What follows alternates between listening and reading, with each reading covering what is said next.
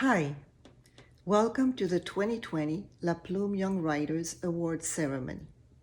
I am Bridget Kishler, co-founder of La Plume. Dreaming, creating, and sharing. Our mission is to inspire, uplift, and nurture young writers. We engage the imagination of the young minds because of their extraordinary capacity to invent the future. We want to open a door to their creativity and passion. Writing is the expression and inspiration of your life experiences.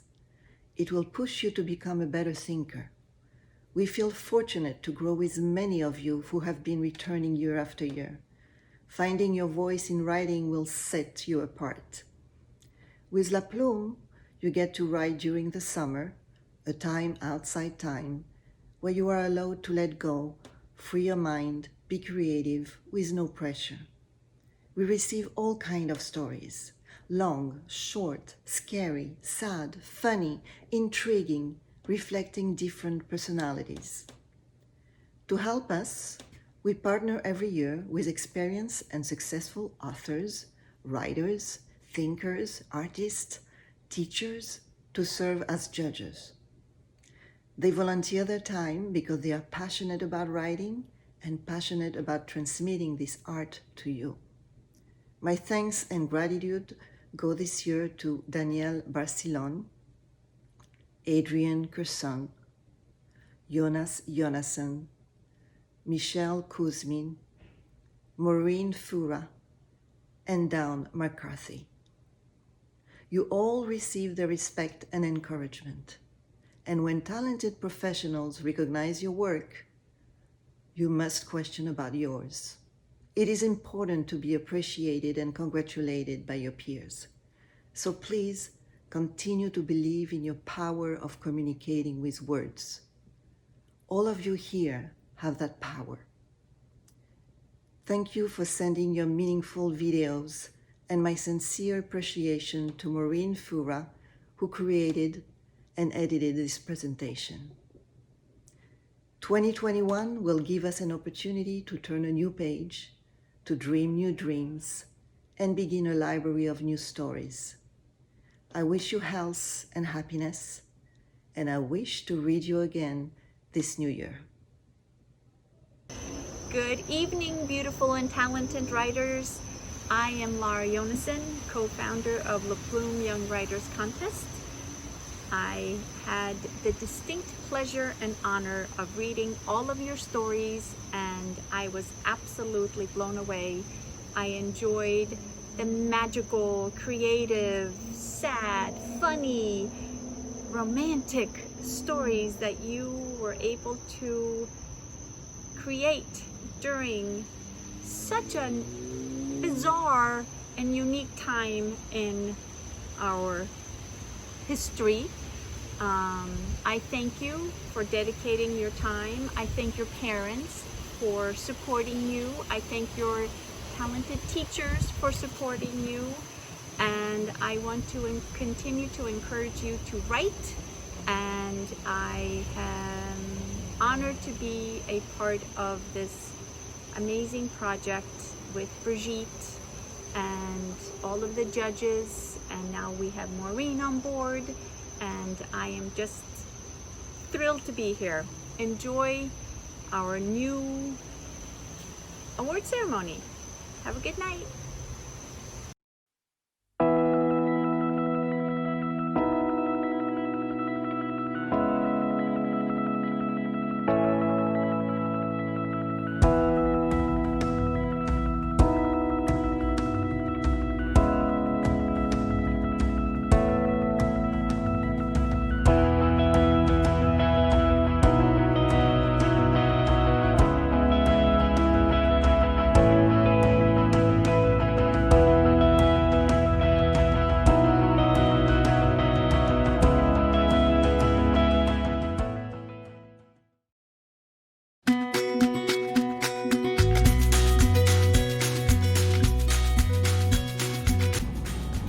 Hi, my name is Lloyd Avalon, and I wrote Minecraft Journey 1 when I finished 2nd grade.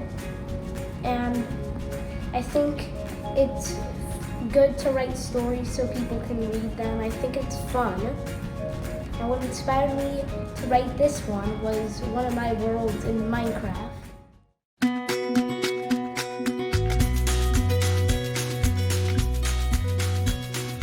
Hello, my name is Marcus Avalon, and the title of my story is called X School, and I made it when I was finishing 2nd grade. Writing means a lot to me. I've already made a lot of stories when I was younger. I like writing because making books are fun, and my story inspiration came from my friend's club where we used to make imaginary monsters that now I own.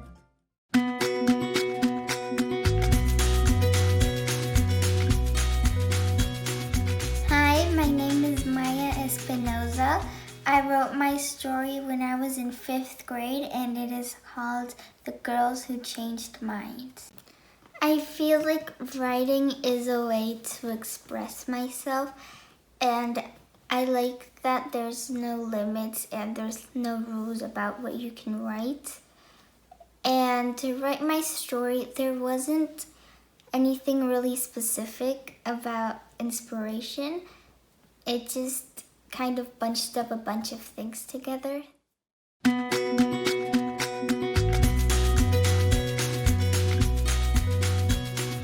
Hi, my name is Lucas Gonzalez, and I was in 5th grade when I wrote this story.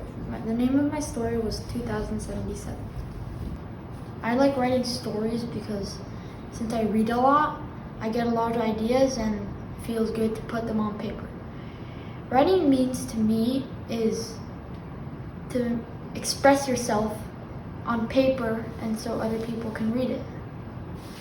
What inspired me to write this last story was since global warming has been a real problem, I was trying to teach people who don't think global warming is a problem.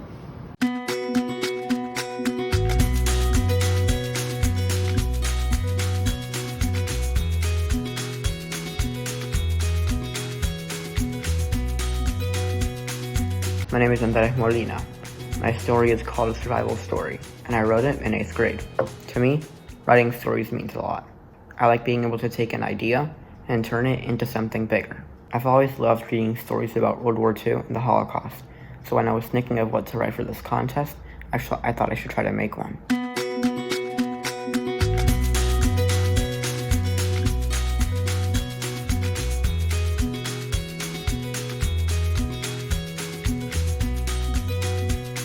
Hello, my name is Danielle.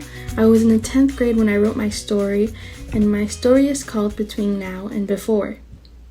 To me, writing stories means the ability to say what you want without actually having to be explicit about it. I enjoy writing stories since with the use of imagery, you can build someone else's reality. The album Atlas by Sleeping at Last inspired me to create Between Now and Before.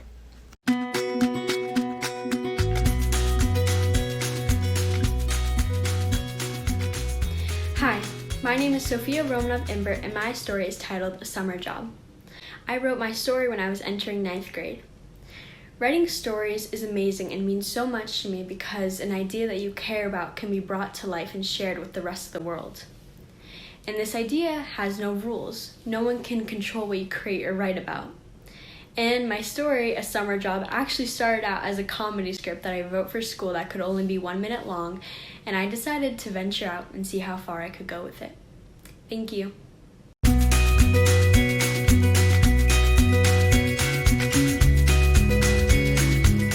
Hi, my name is Amira Avalon. I'm 10 years old and I wrote the story The Smallest Spies when I was leaving 4th grade. Writing means a lot to me because I can be creative and it's also a ton of fun. I've written a lot of stories and I really enjoy writing. And the inspiration for this story that I wrote, The Smallest Spies, was when I was watched the movie Spy Kids, all 3 of them, plus the 4th one that they just added with my brothers. And we were playing Spy Kids. We picked up these walkie-talkies and they actually started to talk from people we don't know, and we tried to pretend they were bad guys and spy on them. But we didn't actually listen to anything, we were just playing around. Yeah, it was a lot of fun, so I decided to write a story on that, and I changed it around a little bit to make it more exciting.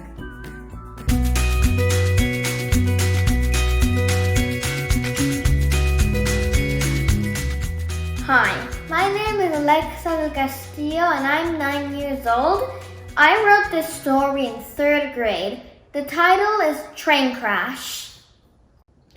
I was inspired to write this story because I wanted to inspire others to write really good stories. I made this book because I was into thriller and mystery at the time.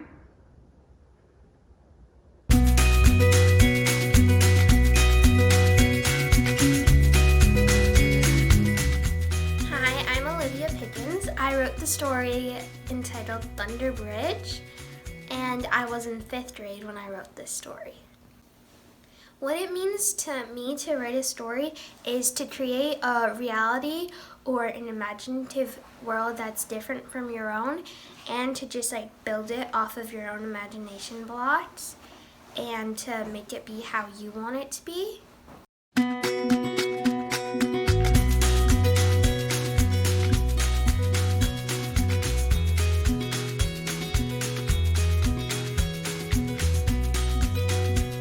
Hello, my name is Emily Chaffins, and I was in 11th grade when I wrote my story, The Garden. Writing is more than a hobby for me, it's a passion, and I just really enjoy being able to convey the beauty and the heroism in life through the power of words, and that's what motivated me to write this story.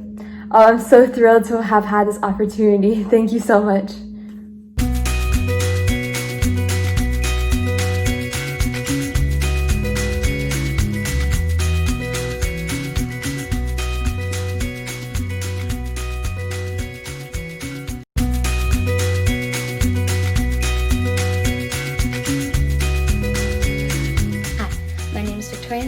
And I'm in 6th grade.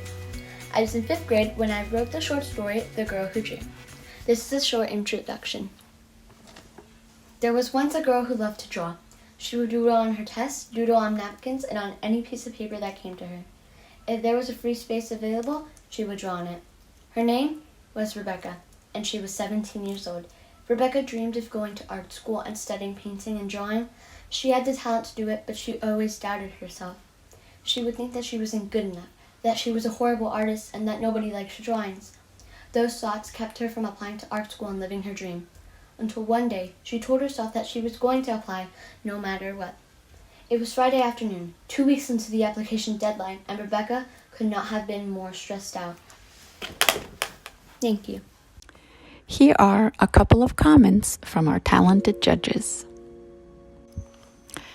Victoria's story was quite original, and she showed a flair for the supernatural, making her story both relatable and magical at the same time. The idea that her character could make her drawings come to life was inspiring. Great job, and congrats at putting your writing out there. The story did tie together at the beginning and end. I became absorbed into the story and the characters in the middle.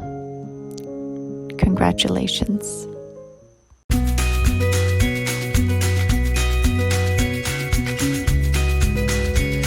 Hi, my name is Abby Lucas Sakis, and I was in 3rd grade when I wrote Star and the Magical Shell. The Magical Shell. Chapter 1. Star and her family. There was once a turtle that was named Star, and she had a brother that was named Mark. Star had a very unusual color. She was the color pink, and her brother was green, like a normal turtle. Star was a very unique turtle. She lives with her mom, her dad, and her brother in an island close to Atlantic Ocean called Big Turtle Island. Her mom's name was Shelly, and her dad's name was Marco. The story happened when she was born on July 25th, 2006, when she was very small. She would get lost very easily. One day, she was swimming and she got lost, and her mom was the one that found her. Her mother told her father that she was worried that Star would get lost again, so they had to go away to a safe place. Her father stayed in Big Turtle Island with Mark. Star and her mother went to somewhere near the Caribbean island. an island that was only for little turtles and some big turtles, and they remained there. Wow.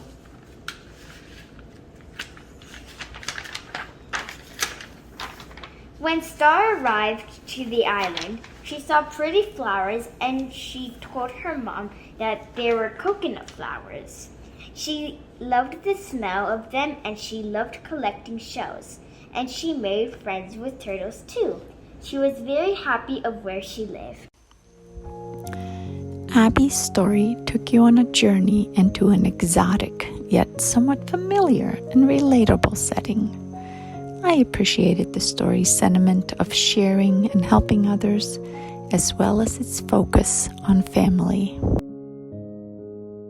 Great job on creating a star in the magical shell. Congratulations and keep writing.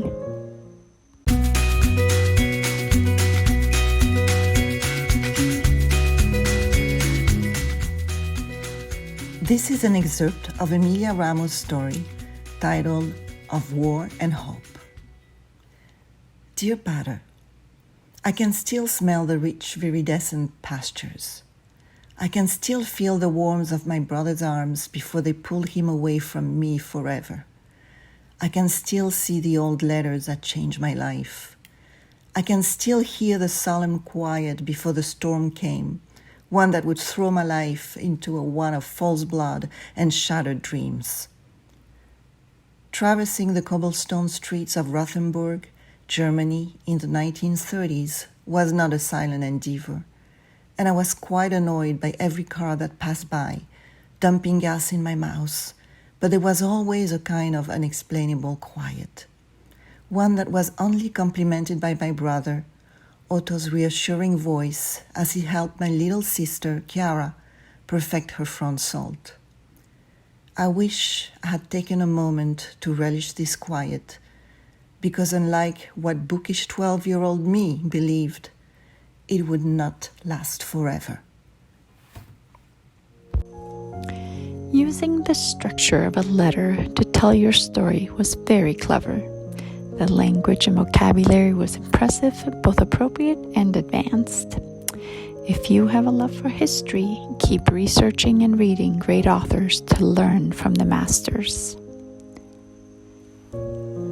Emilia, your story was very ambitious and mature in its scope. Congratulations.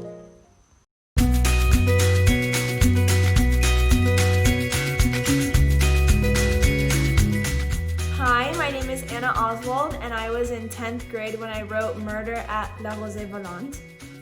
The chandelier's diamonds glistened in the lamplight, gleaming over the silverware which shone like a lake's waters under the moonlight.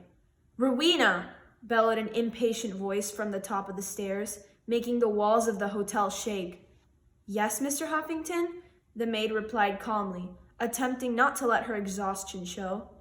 Rowena watched as her employer descended the staircase. A man in his mid-30s, groomed perfectly with his full light brown hair. "I told you to retrieve the La Prairie tablecloth for the dinner party," he asserted loudly, pointing to the colossal rosewood table. "My apologies, Mr. Huffington. I will get it right away," she assured him in her thick Eastern European accent. Huffington brought his fingers to his pounding temples. "Thank you," he hissed.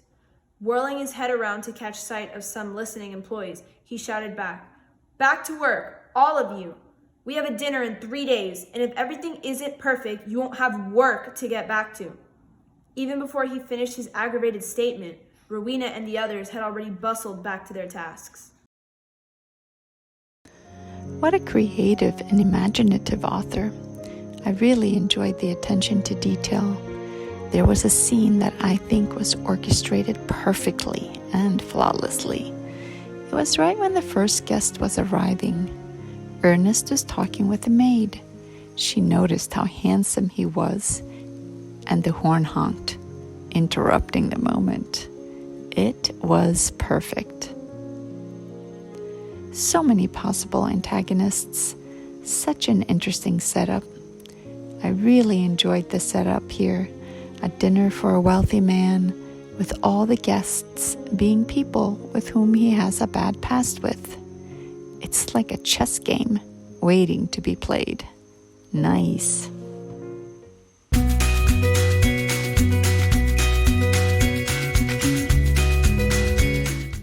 This is the introduction of Riley's story, A World Awakes.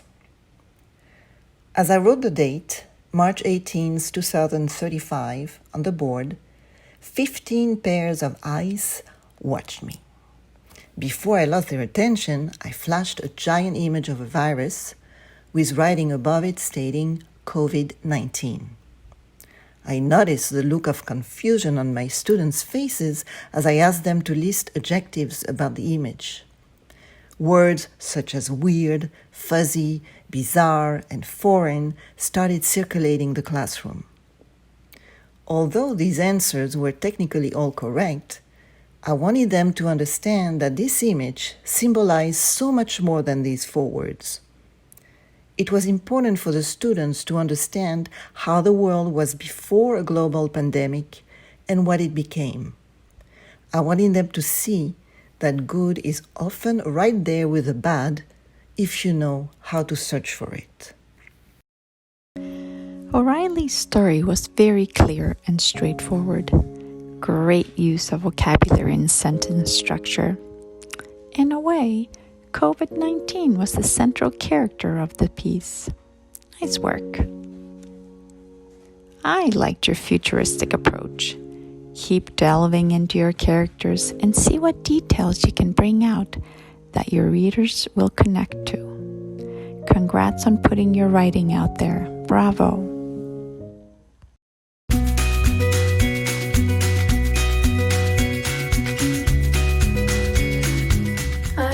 I'm Alexandra Katz, and I wrote this story when I was in 8th grade called Beyond Words. The inspiration for this story was about how a lot of people don't read that much anymore, and reading is more influential to our lives than a lot of people think, especially people who don't read that often, and I wanted to show the importance of books and reading with my story. So that was basically my inspiration for writing it. This is how my story begins. It was not always like this, or at least that is what Grandpa Ronald told me. I knew we shouldn't have been talking about the CMO, and so did he, but I was always curious, especially if it involved topics I should not be involved in. We were at least speaking in private, in his room at the local nursing home at the top of the hill in my hometown, Crimson. I was sitting on the edge of his bed with the dark cushions I gave him for his 120th birthday last year.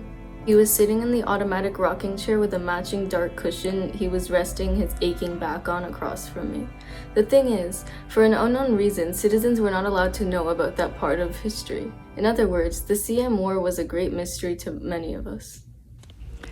Such a great imagination this writer has. I was curious right away about where the writer was taking the reader. The writer held my attention using some very clever details about the grandfather's age, being 120, and hinting at a repressive futuristic world where a risk of physical punishment loomed. The reader becomes curious about the secretive mission and what is at stake. The theme is original, and I hope this writer continues to work at her craft, as she has so much promise. Well done, Alexandra, for drawing the reader in with a mystery. I was intrigued from the start.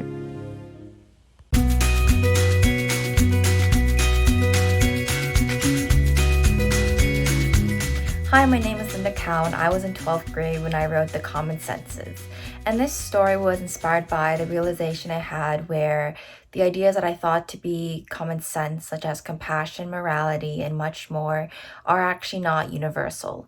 And so to counter the prejudice and ignorance in the world, I wanted to showcase this story how having a conversation, even a simple dinner conversation between a child and her parents, could be a wonderful opportunity for change. I will now be reading an excerpt from my story. Wrong.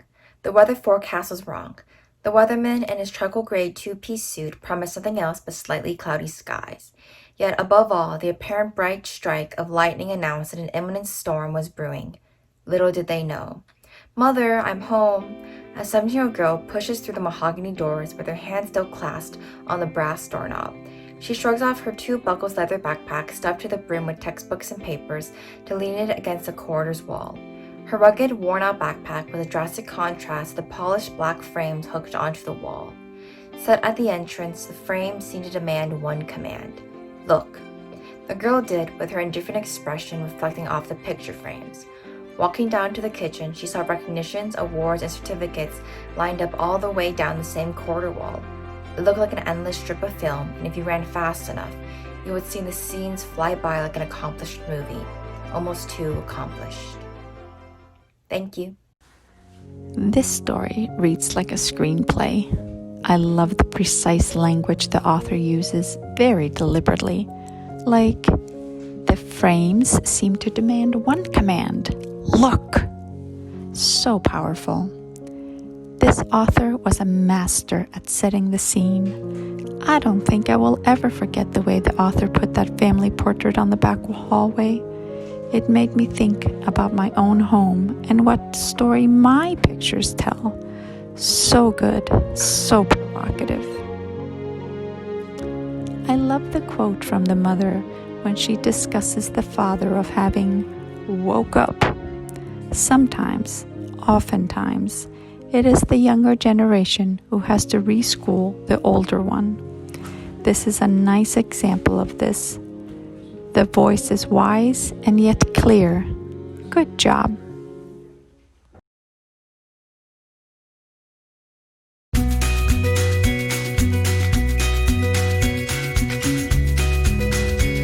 Hello friends, my name is Cecile Etzbach.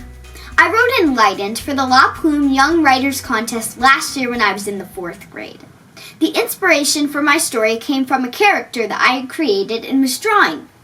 I imagined that she was strong and brave, and it made me want to learn more about the history of the area, which led me to the strife of that time period and indirectly to the life of Buddha. Here's the opening passage from my story. One day in ancient India, Terry Lasheri was born. Her parents lived near a bustling area not far from the border of Nepal. Terry spent her days at home, where her parents doted on her. On the morning of her 10th birthday, there was an ambush in the village by a group called the Huna. When the raiders threw sharp javelins at her family, Terry managed to sidestep just in time. But her parents weren't as lucky and they died almost instantly. Terry lay still near them, pretending to be dead too. When the raiders abandoned Kosambi, Terry began a long walk to get as far away as she could. She barely made it through each day because she was so hungry and tired. One day, she saw the biggest tree she had ever seen and collapsed down underneath it. Thank you. Cecile's story was very transportive. The reader could easily imagine a far-off time and place from the names used and descriptions given. It's also commendable that the pursuit of justice was a major theme of this piece. Your story was very well written and cohesive. I like the way you chose this style to be one of an ancient fable. I wish I knew more about the emotions and inner thoughts of your characters. Great job.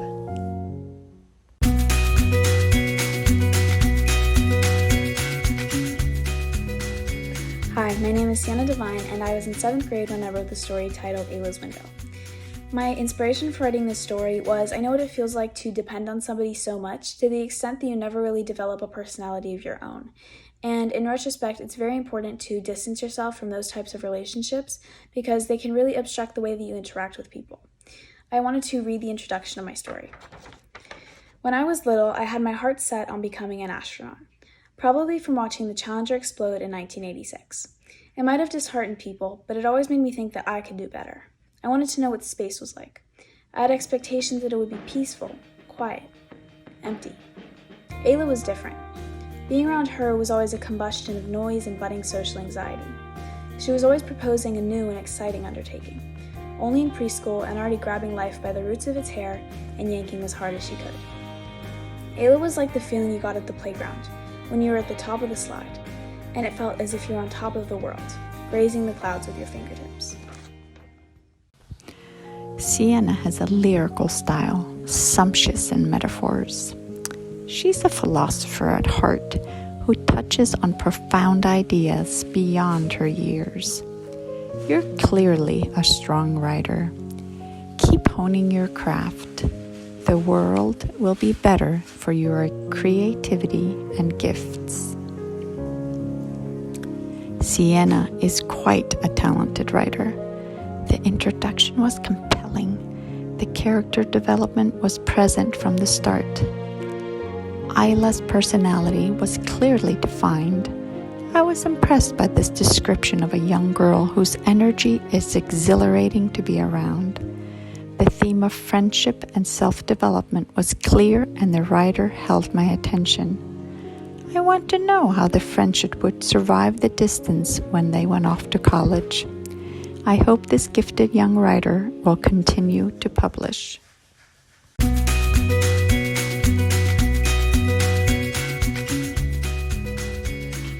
My name is Mina Williams. I was in 11th grade when I wrote this story. The title of the story is The Untold History, Sea of Freedom. My inspiration behind this story were the protests for racial equality that happened this year. I've also been watching a lot of pirate-themed movies and TV shows during quarantine.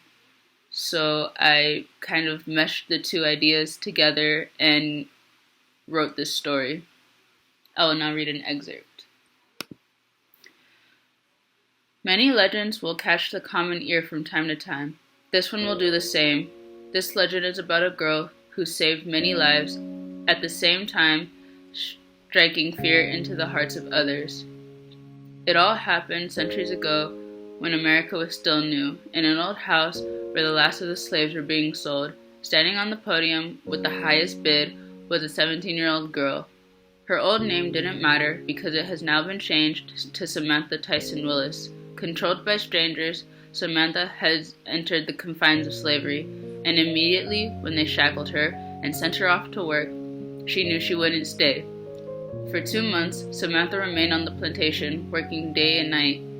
It took 2 months for her to formulate an escape plan, and on a cold, starry night, she executed her plan.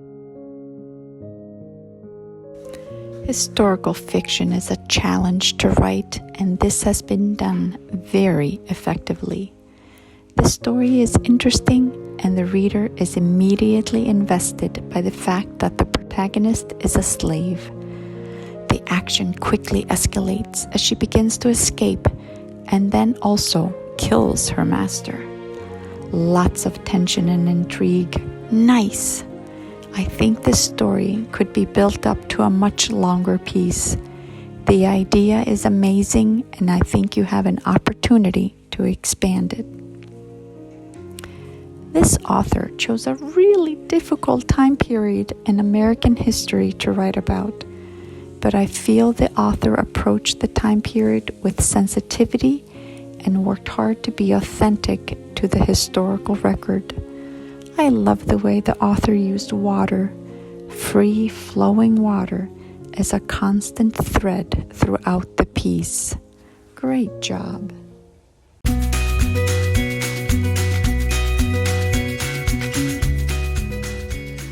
name is Ivana, and I was in 4th grade when I wrote this, and the title of my story is called A Pig's Flight. What inspired me to write this was my love for animals. I'm going to read a part of my story. Once upon a time, there was a pig named Bacon. Bacon was a happy, cheerful pig. He was a handsome-looking pig with a black body and pink spots. Bacon was different from the other pigs, and therefore teased by farmers and other animals for his pink spots. He did not mind. All Bacon wanted to do was fly. Ivana's story was a clear and pleasant read. Nice use of humor and a clever concept to explain an often used saying. Your story was fun, and the illustrations very complimentary. I love all the suspension of the disbelief that you commanded. The surgery changing spots for wings, and dragon appearing on a farm. Your writing made me smile.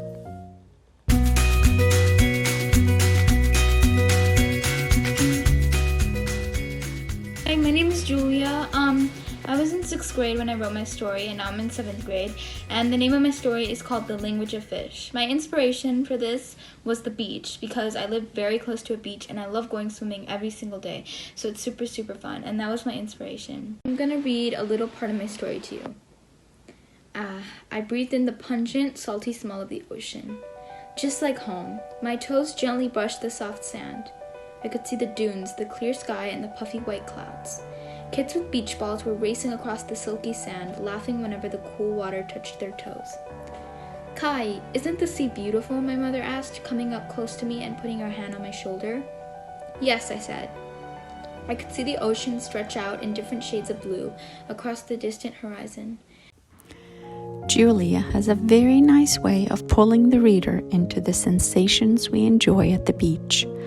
I loved all the descriptive language that made me feel I was right there with my feet in the warm sand, watching the main character and her mother on the seashore. The story came full circle, beginning and ending on the beach. The writer has a clear voice expressing appreciation and curiosity throughout the story. I hope Julia will continue to write suspenseful adventure stories. She is gifted. Bravo for giving the reader a strong sense of time and place. You did well in showing the action moment by moment. The goal was clear and the stakes were high. By putting obstacles along the way, you elevated the tension and interest. Congratulations.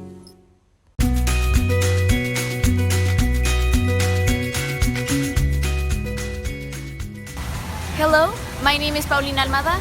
I was a 10th grader at Mass Academy, and the title of my story is Little Liar. Little Liar, from the first sentence to the last, is a story about connection and the refuge that two people who are different from the rest of the world can find in each other. I was inspired by the medieval era myth of changelings, or children who behaved oddly and were therefore believed to be Fae children left there by the Fae when they stole human kids. The first time she asked for my name, we just met. Father instructed me countless times not to pass by the fairy ring at the edge of the village. He showed me a path to avoid it, but that day I was in a hurry, so I took a shortcut. I only noticed I'd stumbled upon it when I was by the border of the ring.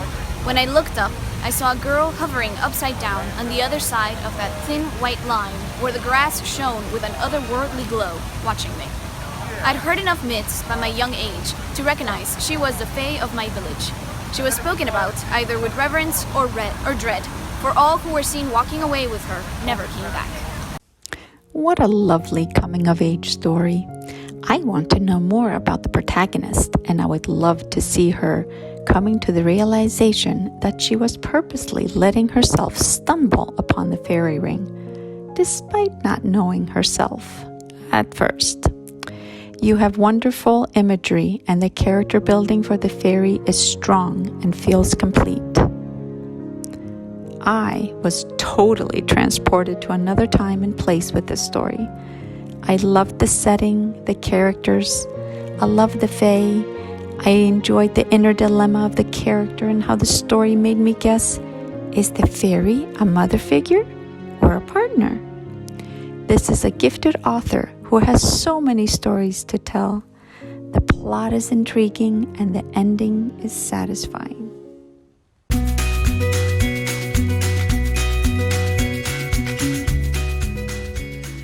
Hi, my name is Lucia Moglia, and I was in 9th grade when I wrote my story, Barimia. So the main reason I wrote this story is because during quarantine, I got really into reading YA fantasy instead of my usual historical fiction, because it really helped me transport to another universe and distract myself from everything that was going on in the world, and that's why I wrote a fantasy for my own story this year. The nightly streets of Roydam held no mercy for the lonesome travelers in need for a hot bath and supple meal of chicken stew. The white wisps of snow cascaded down from the sky in twirling formation, lastly falling onto the soft blankets of shaved ice that had formed on the ground. The streets are dark and silent, save for the dim yellow light of a single street lamp or the sporadic sound of wheels on cobblestones. Winters in the city are unforgiving. succumbing locals to hide from the preying cold.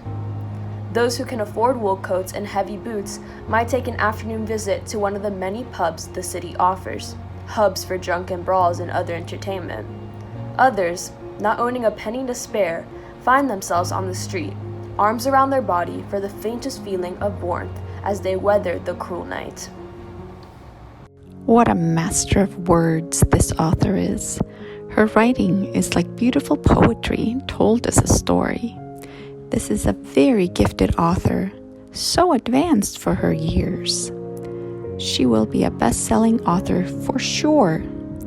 Something about this story and the writing reminds me of the ease and beauty, the lightness, yet the deep philosophical pondering of the stories told by John Green. Interesting beginning. This creates intrigue and draws your reader into your story. The use of non-traditional story structure was a brave, as it's very difficult to achieve. I think you did a good job with it. I want to know so much more about the protagonist, her loss, her goals, and motivation. I'm very interested in this character. This author is so gifted at weaving a captivating tale. The attention of this author to details is what makes this writing so effective at taking the reader into this new world. The imagery this author used was so delightful. I really did feel like I was actually there. I could feel the bitter cold and the warmth when she entered Gus's house. Grace has interesting and likable qualities. Adventurous, caring, loving. She also has flaws that make her human, naivete, and overly spontaneous.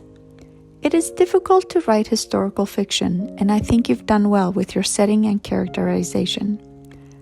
I also like that you ended the story with that conflict and didn't sugarcoat it with her deciding to reverse her father's policies or reach out to the people.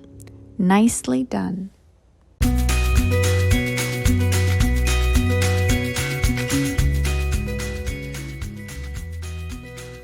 Hi, my name is Sara Ramos. I was in 10th grade when I wrote this story. It's called The Girl and the Ganesha Figurine. I wrote the story because when I was in 8th grade, I went on a trip to India. I went with my best friend and 2 teachers and 2 other boys from my grade. And it was one of the most life-changing experiences I've ever had. I feel like it changed the way that I look at the world and the eyes with which I see it. It always seemed like such a perfect setting for a story, any kind of story. I just never knew how to write that story until now. So this is that story. In my mind, there is a tiny door that leads to a vault. The vault is locked and under chains. One insensible night, however, I open that door and that vault, and I am swarmed with a tornado of recycled aromas. Every small smell morphs into the next without pause and without rest. The cinders from saffron incense, the whiff of ginger, and the wafting jasmine return to me all at once, bringing me back to the place that once was home. The toxic fog ignites my asthma, and my throat inflames, and the pungent odor of what once was garbage reigns in multitudes the vast New Delhi streets. In these seas of commotion is a city that, besides all its defects, has a magic that can so quickly graze my wandering heartstrings and soon again strum them like a child would a guitar. I can almost see the scarlet and sapphire saris draped on ancient bronze princesses as I remember where I come from. I love being swept away to a far-off land and reading about everyday and yet at the same time exotic characters. I especially enjoy the use of scents and sensations in the mini prologue. It really gives the reader a sense of escape. Oh my gosh, I'm sitting here weeping. This was told like a great old story, and I want more. I love this author deeply. I have been to India, and the way the author describes it is just how I remember. the smells, the colors, the spices, and smog. Keep writing, keep writing. You are so original and authentic. The story is touching and poignant.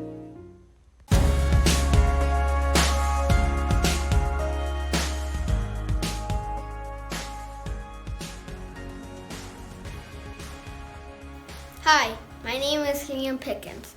When I wrote this story, I was in 3rd grade. The name of my story is The Tale of Blue the Mouse. Last year, when I was in 3rd grade, I read 2 books about talking mice with superpowers. This inspired me to write about Blue's adventures. Some of my story is, "Quick, the door is closing," Martha yelled. You probably don't know the story of how we were captured, so I'll take you back to the beginning. It all started when we left the rose bush to go to the store to collect scraps of food that fell on the floor. You see, this is how we got our meals. But before I go on any further, allow me to introduce myself. Hi, I'm Blue. I'm a mouse, and I'm named after the color of my fur.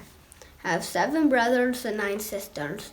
On one particularly hot sunny day, we went to find food. Josh, one of my brothers, looked in the meat department, while the rest of us looked in the vegetable department. About 5 minutes later, Josh came back running. "The catchers are here," he exclaimed. That was some of my story. Liam's story was excellently structured and composed for a 3rd grader. The story flowed well and was efficient in terms of moving the narrative along quickly and suspensefully. I could easily read more about Blue and his misadventures as a mouse. This story was exciting and very nicely written. I like how you introduced Blue and had him speak directly to the readers. I also like how you created a structure where you started in the future and then took the readers back to the past. Great job.